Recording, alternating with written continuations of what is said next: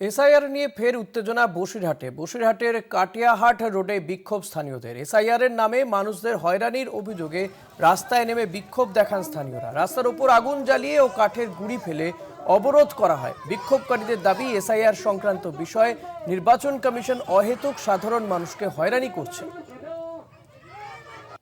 একটা সিস্টেমের ভিতর দিয়ে, স্পেশাল ইনভেস্টিভ ডিভিশনের ভিতর দিয়ে নির্বাচন খসড়া বা আমাদের যে ভোটার তালিকা তার একটা পুনর্নবীকরণ করছেন। কিন্তু এখানে করতে করতে আমরা বিভিন্ন স্টেটে দেখতে পাচ্ছি আলাদা আলাদা সিস্টেমের ভিতর দিয়ে যাচ্ছেন।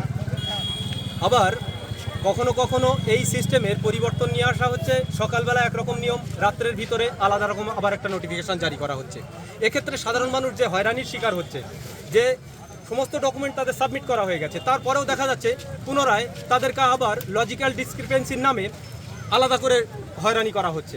কখনো খসড়া তালিকায় নাম প্রকাশ পাওয়ার পরেও নতুন করে আবার একটা তালিকা ধরিয়ে দেওয়া হচ্ছে প্রত্যেকের হাতে, যে আপনাদেরকে সবাই হিয়ারিং করতে হবে।